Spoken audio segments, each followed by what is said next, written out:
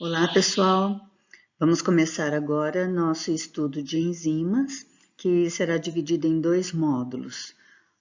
Conceitos e classes, que começa agora, e depois cinética enzimática e mecanismos de inibição enzimática.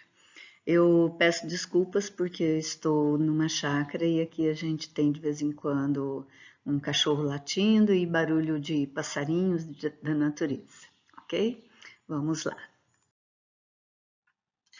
Vamos rapidamente ver os conceitos da teoria da catálise para fundamentar o nosso estudo de reações enzimáticas. Eu cancelei a câmera para não atrapalhar a visualização dos slides, das informações, ok, pessoal? Vocês estão vendo aqui essa figura que mostra uma reação química em equilíbrio. As substâncias A e B reagindo, formando o produto C, que numa condição normal, entraria em equilíbrio em um determinado tempo. Pode-se dizer que a hora que C estiver formando A e B na mesma velocidade, a reação terminou. Quando existe um catalisador, essa reação vai ocorrer e atingir o equilíbrio em menos tempo, mas não vai ter alteração nem da termodinâmica e o ponto de equilíbrio é atingido mais rapidamente na presença de um catalisador. Isso funciona também para o que a gente vai estudar em relação às enzimas.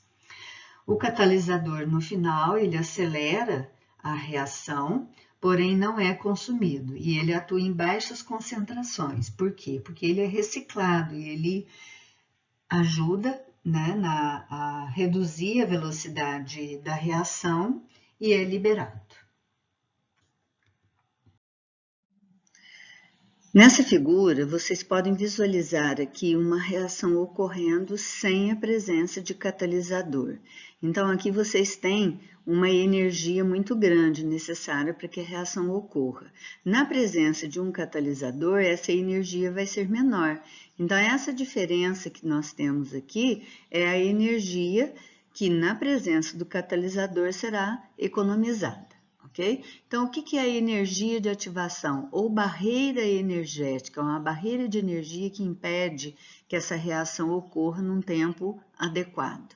É a quantidade de energia necessária para fornecer aos reagentes para que a reação ocorra.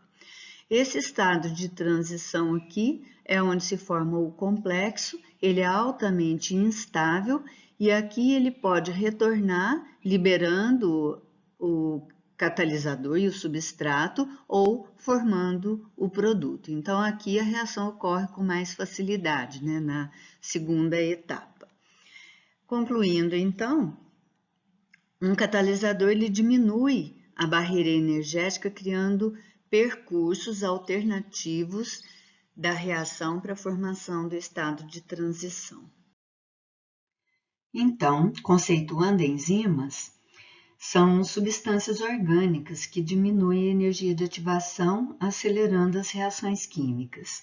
Então, é o mesmo que as substâncias inorgânicas fazem, porém, enzimas são substâncias orgânicas e a maioria são proteínas. São, então, catalisadores biológicos. Repetindo, então, agora vamos falar da ação das enzimas, né? Então, a enzima facilita a reação, diminuindo a energia necessária para que essa reação inicie. Então, com a enzima, facilita o caminho, ou seja, o percurso dessa reação química.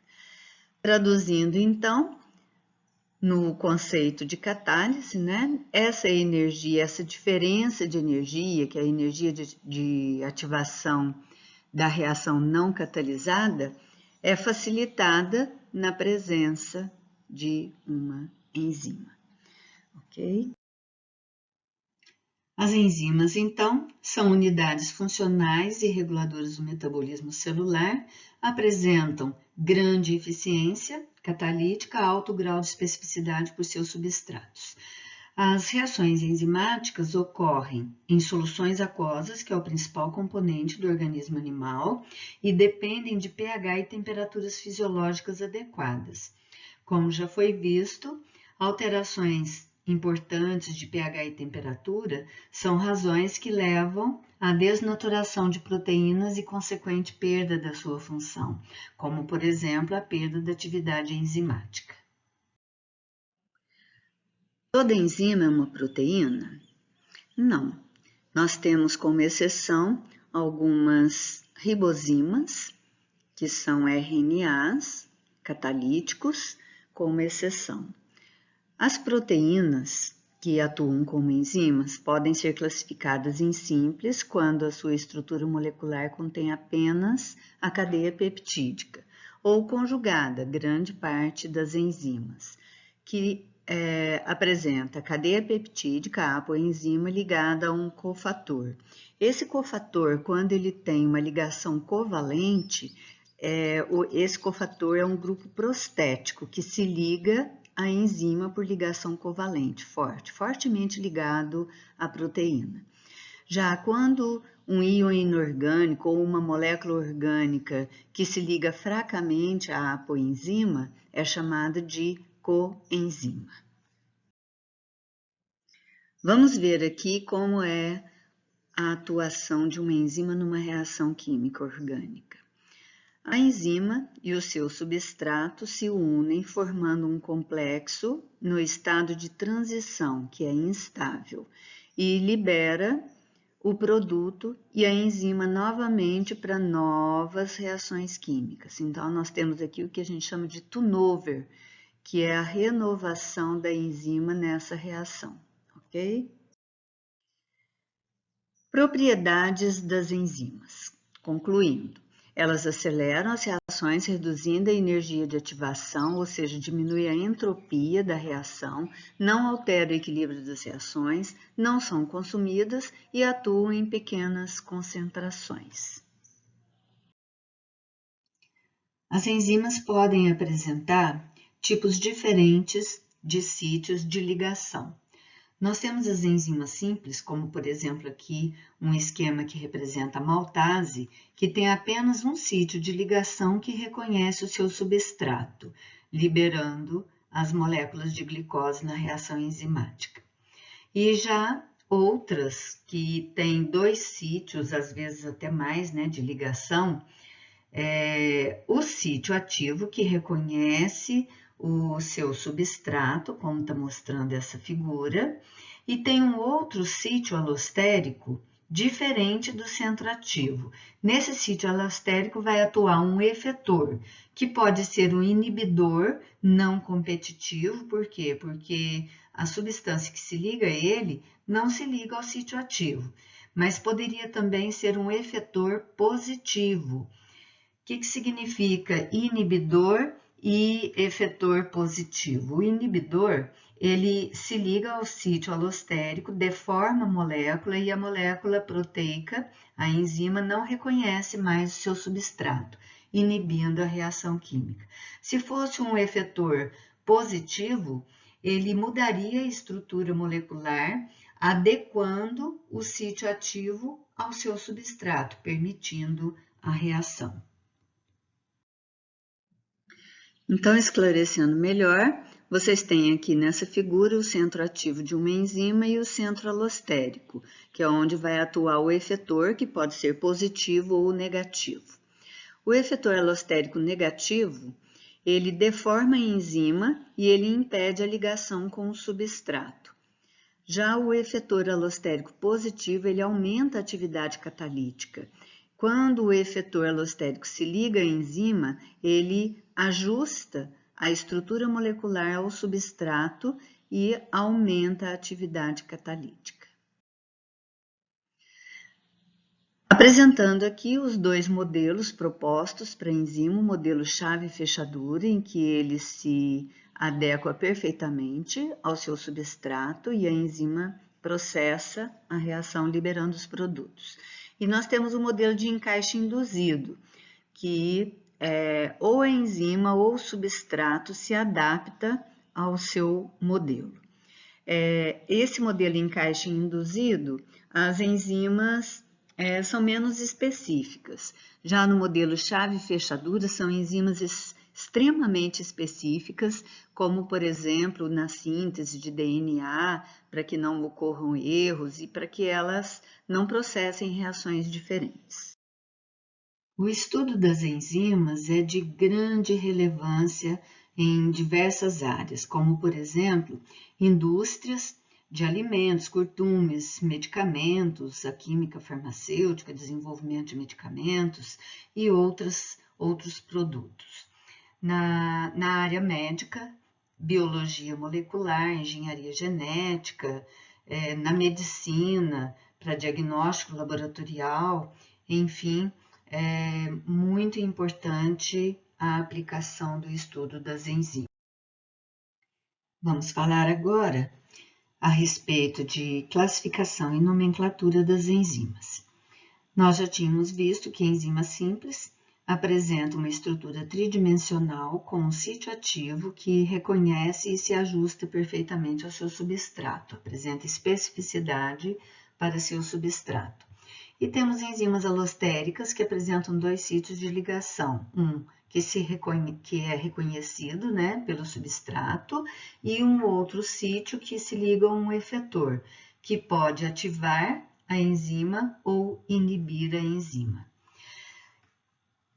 Enzimas complexas são aquelas que dependem de um cofator enzimático e ligado a esse cofator formam um complexo denominado holoenzima.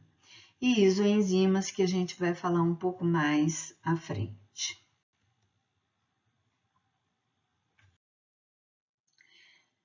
Nós temos dois tipos de nomenclatura para as enzimas, a comum ou vulgar, que é a mais utilizada no dia a dia, na rotina, tanto de pesquisa como também na clínica, e a oficial, que a gente vai ver depois.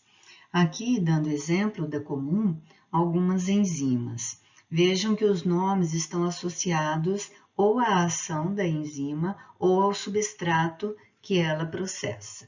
Então, por exemplo, a catalase, que decompõe o peróxido de hidrogênio ou água oxigenada, a DNA polimerase, também chamada de transcriptase reversa, está relacionada à duplicação do DNA.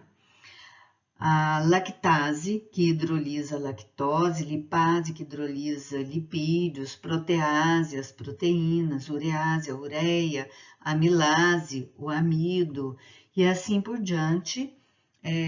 Nós temos outros exemplos e esses são alguns. Temos aqui as classes das enzimas com as respectivas nomenclaturas oficiais. Essa nomenclatura não será cobrada, ok? Mas vamos apresentá-la.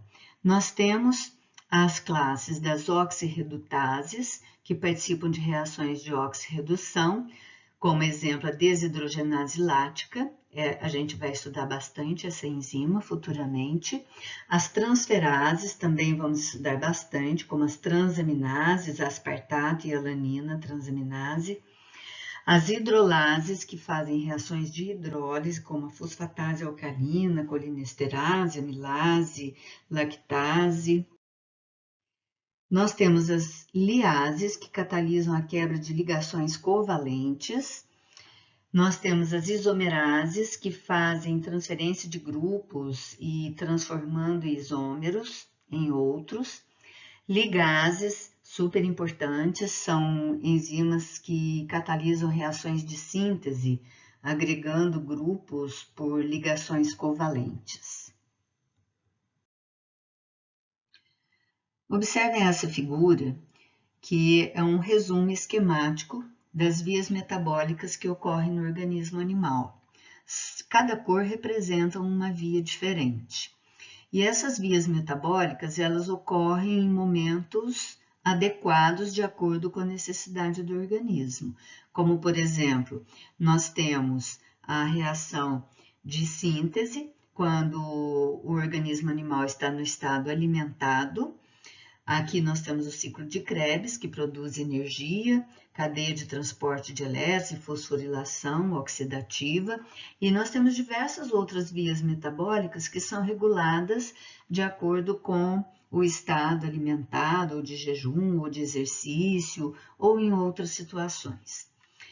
Para isso, há necessidade que a atividade enzimática seja regulada, e a gente tem vários mecanismos de regulação. Resumidamente, nós temos o controle a nível gênico, em que a enzima pode sofrer indução da síntese ou repressão da síntese, o controle da atividade enzimática através de cofatores ou de indutores ou inibidores de enzimas alostéricas, modificação covalente, fosforilação, desfosforilação e também da regulação hormonal, como, por exemplo, insulina e glucagon. Nós temos também a divisão de vias metabólicas intracelular. Por exemplo, dentro da mitocôndria, nós temos reações que só ocorrem lá dentro e outras reações que ocorrem no citosol. Disponibilidade de substrato em relação à enzima e vice-versa. E a clivagem proteolítica de proenzimas, também chamados de zimogênios, e a gente vai ver cada um pouco mais detalhado a seguir. Iniciando pelo controle a nível gênico da regulação da atividade enzimática. Consiste no controle da velocidade de síntese e degradação das enzimas, sabendo que a produção de proteínas é feita dentro da própria célula, todas as células produzem suas próprias enzimas, isso já está determinado no código genético. Essa sequência de aminoácidos ela é transcrita para a posterior síntese da proteína.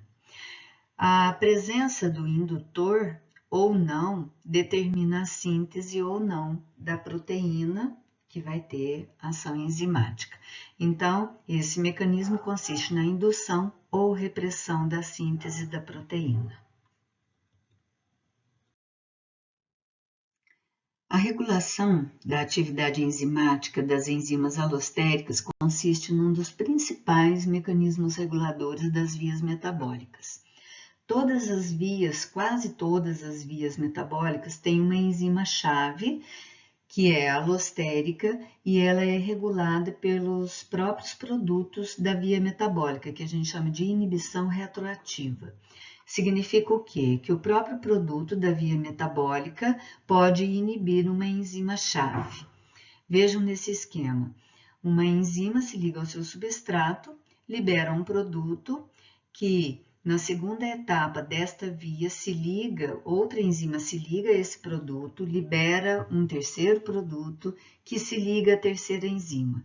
Esta, por fim, libera uma substância que pode inibir a enzima-chave. Vamos dar um exemplo que a gente vai estudar no metabolismo energético. O ATP é uma moeda de troca que carrega energia liberada da quebra de moléculas energéticas, como glicose, lipídios, aminoácidos. Ele é um inibidor alostérico de algumas enzimas envolvidas na respiração celular, que é a via de produção de energia, de oxidação. Então, quando tem muito ATP, ela vai inibir, esse produto inibe enzimas chaves. Já o ADP, ele tem menos energia.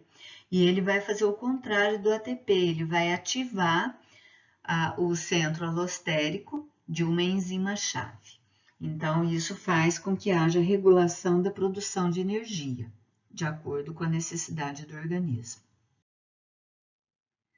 A compartimentalização intracelular consiste na separação das vias metabólicas em diferentes organelas.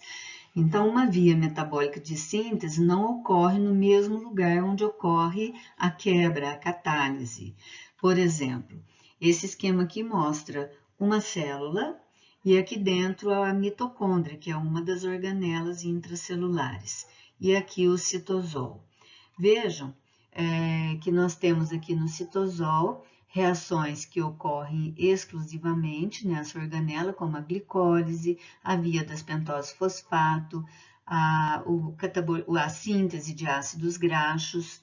Dentro da mitocôndria, nós já temos outros tipos de reações que só ocorrem lá, como, por exemplo, o ciclo de Krebs, ciclo do ácido cítrico, a fosforilação oxidativa, a beta-oxidação dos ácidos graxos, a síntese de corpos cetônicos.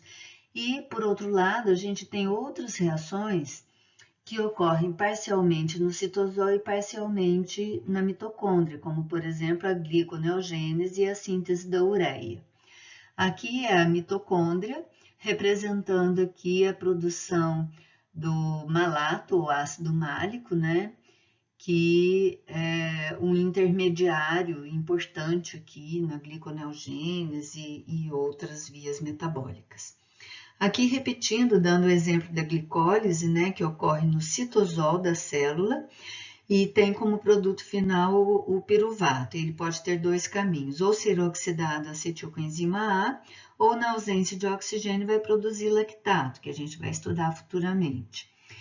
O acetilcoenzima A dentro da mitocôndria vai ser utilizado no ciclo de Krebs para produção de energia e também de nucleotídeos. Esses nucleotídeos carregam elétrons e hidretos que serão utilizados na cadeia de transporte de elétrons, que é a via de maior produção de energia na forma de ATP. Então, aqui, separando as vias metabólicas, compartimentalização. Outro mecanismo de regulação é a clivagem proteolítica de proenzimas ou zimogênios. Muito importante o conceito de zimogênios. Daí você me pergunta, por que, professor? O que é zimogênio? Zimogênio é uma proenzima ou pré-enzima. Ela ainda não tem ação enzimática, ela ainda não faz mediação de reações químicas.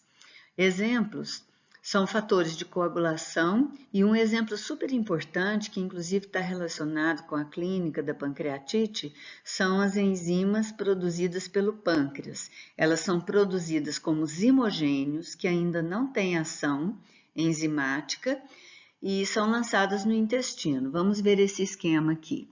Então, aqui nós temos o ducto pancreático com secreção de zimogênios, enzimas inativas. Por exemplo, o tripsinogênio, o quimiotripsinogênio, entre outras. O tripsinogênio, ele é ativado por uma enteropeptidase que quebra parte da molécula e libera a tripsina. Agora sim, a tripsina tem ação peptidase.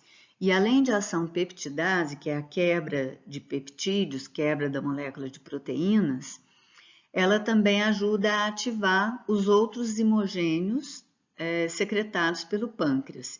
E aí nós vamos ter diversas outras enzimas que vão atuar na digestão. Se essas enzimas fossem produzidas na forma ativa pelo pâncreas, elas poderiam digerir ou quebrar proteínas das próprias células do pâncreas, e isso ia provocar uma pancreatite, como a gente está vendo nesse esquema.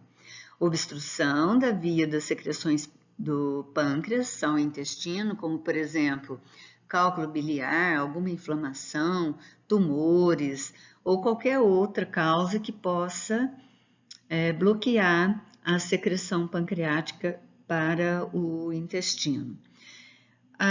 Os imogênios acumulados dentro do pâncreas passam a ser ativados prematuramente dentro do pâncreas. E aí eles vão digerir proteínas do próprio pâncreas e gerar uma inflamação. Aí nós teremos um quadro de pancreatite aguda. Isso é muito comum em gatos e a gente vai fazer um estudo de caso mais para frente a esse respeito. A aplicação da enzimologia na clínica é baseada justamente nisso. As reações químicas ocorrem basicamente dentro das células. Nós temos algumas enzimas que são vasculares, como por exemplo as enzimas do metabolismo das lipoproteínas, que a gente já estudou, mas as outras reações ocorrem dentro das células. E os tecidos têm especialidades e, portanto, têm enzimas diferentes em diferentes tecidos. Nós chamamos de enzimas intracelulares órgão-específicas. Quando esse tecido sofre alguma injúria, uma lesão um tumor, qualquer tipo de lesão ou um edema, um processo inflamatório, no edema aumenta a permeabilidade da célula e as enzimas vão extravasar por interstício e acaba caindo na corrente circulatória. Ou se houver necrose ou morte celular, a célula morrendo, ela vai liberar também o seu conteúdo que acaba atingindo os líquidos corporais, circulação sanguínea.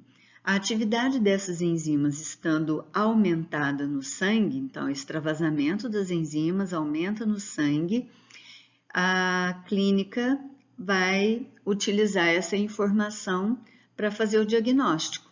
Então, você vai ter aumento de enzimas na corrente circulatória associada a sintomas e realização de um diagnóstico clínico. Vamos ver alguns exemplos. Esse quadro apresenta uma relação de alguns exemplos de enzimas que são utilizadas na clínica para diagnóstico clínico. O princípio, então, é encontrar aumento da atividade enzimática de enzimas que normalmente não são encontradas no sangue. Então, aqui alguns exemplos. As transaminases, que existem no fígado, músculo esquelético, entre outros. Se essas enzimas estiverem aumentadas no sangue, significa que elas vieram dos seus tecidos, órgãos de origem. Então, associam com patologias ou injúrias nesses tecidos, como, por exemplo, doença hepática, infarto do miocárdio, doença muscular, etc. A amilase, nas glândulas salivares, no pâncreas, estão relacionadas a parotidite, vulgo cachumba, ou doenças pancreáticas, e assim por diante. Fosfatase ácida encontrada na próstata, hemácias, e se tiver alterada no sangue, suas respectivas doenças. Fosfatase alcalina é uma enzima de secreção, se estiver aumentada no sangue, está relacionada a doenças ósseas ou obstrução hepatobiliar. Creatinoquinase, a gente vai falar um pouco mais à frente, está relacionado, muito importante, marcador de infarto do miocárdio, mas também está alterado em doenças musculares. Colinesterase aumenta nas intoxicações por organos fosforados e outros agentes toxicantes. Gama-glutamiltransferase, fígado, rim, então está relacionado também a processos obstrutivos, assim como a fosfatase alcalina, e também aumenta no alcoolismo. A desidrogenase lática tem uma ampla distribuição, ela tem 5 isoenzimas, e o seu aumento não tem muita especificidade, poderia ser de várias origens, mas aí a clínica, os sintomas ajudam a elucidar o diagnóstico. Vamos falar um pouco sobre o conceito de isoenzimas e a importância na clínica. Iso está relacionado a igual, então são enzimas iguais. Na verdade, são enzimas que agem em relação a um mesmo tipo de substrato, porém elas apresentam formas moleculares um pouco diferentes, mas elas catalisam o mesmo tipo de reação, ou seja, têm adequação a um mesmo tipo de substrato. Então, por exemplo, no miocárdio, no rim, no pâncreas, no pulmão, no fígado, entre outros, vai ocorrer o mesmo tipo de reação de piruvato a lactato ou reação reversa. Quem catalisa essa reação é a lactato desidrogenase. Então, dependendo do tecido, são isoenzimas que catalisam esse tipo de reação. Então, são um pouco diferentes, mas atuam em cima do mesmo tipo de substrato. Outro importante exemplo de isoenzima é a creatinoquinase. Essa enzima, ela catalisa a reação de fosforilação da creatina. O fosfato, ele é armazenado no coração, no cérebro e no músculo por ser uma importante substância, um importante radical que é utilizado para armazenar energia na forma de ATP. Então, a creatinoquinase, representada pela sigla CK, ela catalisa a desfosforilação e a fosforilação da creatina e é armazenada nesses tecidos como reserva de fosfato. Quando existe uma injúria tecidual do coração, por exemplo, um infarto, vai aumentar no sangue a atividade da creatina quinase subunidade MB, ou CK2. Se tiver uma lesão cerebral, vai aumentar a CK1 no líquor. Se tiver uma lesão músculo-esquelética, vai aumentar a CK3 no sangue. Então, o laboratório clínico consegue avaliar a atividade dessas isoenzimas e facilitar o diagnóstico diferencial. Vamos falar um pouco agora sobre as substâncias ou elementos que auxiliam as enzimas na sua atividade. Vocês têm nesse esquema aqui representando a molécula proteica, que é denominada apoenzima. E aqui um cofator, que é uma substância diferente da molécula proteica, que pode ser um íon ou uma coenzima. Um íon inorgânico ou uma coenzima se for uma molécula orgânica. Esse conjunto é chamado de holoenzima. E o cofator é um grupo prostético se estiver ligado fortemente à enzima através de uma ligação covalente. Vamos falar então sobre os cofatores. Nós temos duas classes, os inorgânicos, por exemplo, ferro, magnésio, manganês, zinco, que são oligoelementos ou elementos traço que são necessários ser ingeridos na dieta, né, para auxílio nas enzimas. Então, eles são extremamente importantes, mas em pequenas quantidades. E nós temos, se for orgânico, a coenzima. E nós temos, quando ligado fortemente por ligação covalente, o grupo prostético, por exemplo, o FAD e o coenzima A. Ou ligado fracamente, que é um co-substrato, por exemplo, o NAD. Essa tabela mostra alguns elementos inorgânicos que compõem algumas enzimas. Então, o zinco, por exemplo, é importante para as desidrogenases, anidrase carbônica, RNA, DNA polimerase, magnésio para a exoquinase, está representado nessa figura à direita. Vocês estão vendo aqui na estrutura molecular da enzima o magnésio, ok? E assim por diante, alguns outros exemplos que são extremamente importantes para diversas enzimas. Um pouquinho mais esclarecendo sobre cofatores orgânicos. As coenzimas, a maioria são derivadas de de vitaminas hidrossolúveis, que se classificam em transportadoras de hidrogênio e transportadoras de grupos químicos. Vamos falar um pouquinho a respeito. Vamos ver aqui exemplos de coenzimas que fazem transporte de hidrogênio. Vocês têm aqui nesse esquema a representação do finalzinho da via glicolítica, quebra da glicose, com produção do NAD reduzido. Então, vocês têm aqui o NAD, que é um cofator enzimático dessa etapa da via, liberando o NAD.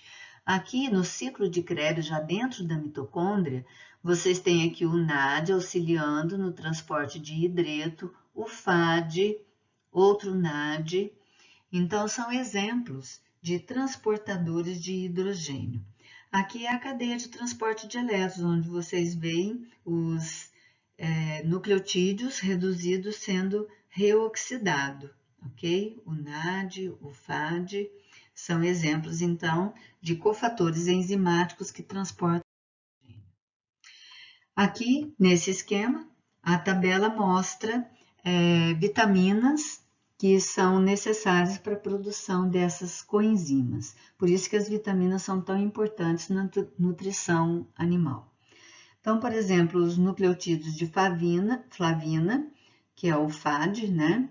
FAD, e o flavina mononucleotídeo e o dinucleotídeo são derivados da vitamina B2 e cuja deficiência causa sérios problemas para o animal, ou para seres humanos, lógico, né? A sua função, transferência de elétrons.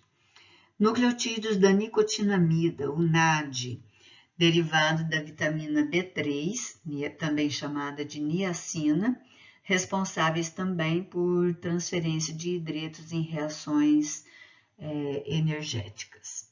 A coenzima Q é lá da cadeia de transporte de elétrons, super importante, não é derivada de vitamina, né? É uma benzoquinona.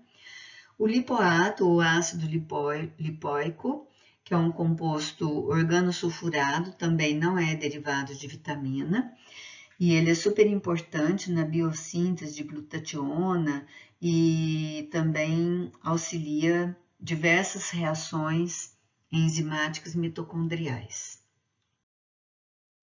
Aqui nós temos exemplos de coenzimas que transferem grupos químicos. Por exemplo, a coenzima A, que transfere grupo acil e super importante no metabolismo geral na produção de energia. É um derivado de uma vitamina do complexo B. Vejam que a maioria dos cofatores são derivados de vitaminas do complexo B. Então, aqui a vitamina B5 é sua precursora. Já a vitamina B1 é precursora da tiamina pirofosfato, que faz transferência de grupos aldeídos, metabolismo de fosfolipídios e de glicogênio. O piridoxalfosfato, super importante no metabolismo dos aminoácidos, de proteínas, derivado da vitamina B6, super importante porque sua deficiência pode causar anemia, má formação fetal, depressão, entre outras patologias. A biotina, também denominada vitamina H ou vitamina B8, é importante na transferência de grupo de CO2, na carboxilação de moléculas, de reações de síntese de proteínas, carboidratos, gorduras, etc. O tetraidrofolato, derivado da vitamina B9, super importante na produção de células vermelhas e também na formação do feto. Sua deficiência pode causar má formação fetal e também anemias. A metilcobalamina é a vitamina B12, super importante também na formação das células vermelhas e sua deficiência pode causar anemias graves. Transferência de grupos metil e formação de glóbulos vermelhos. O ácido ascórbico é a vitamina C, importante na formação do colágeno, na síntese do colágeno, na hidroxilação de moléculas de aminoácidos, né? Super importante. Sua deficiência causa sérios problemas relacionados ao colágeno. Finalmente, encerramos esse módulo apresentando para vocês fontes que vocês podem consultar e complementar esse material, ok? O Princípios de Bioquímica do Lehninger vocês podem retirar na biblioteca ou existe também se vocês buscarem na biblioteca virtual Sofia. Esse exemplar, o Bettelin, Introdução à Bioquímica, vocês podem procurar pelo nome do autor ou pelo título, Introdução à Bioquímica, na biblioteca virtual também. É acessível com a senha e a matrícula de vocês. E alguns outros que vocês podem acessar, eu coloquei aqui um material que é simples e ajuda vocês também a esclarecer esse assunto, Introdução ao Estudo das Enzimas, acessem por este link, ok? E, pessoal, eu estou à disposição também lá no Ensino à Distância, vocês podem me enviar mensagens ou participar do fórum de discussão, ok? Bom estudo a todos e cuidem-se. Grande abraço.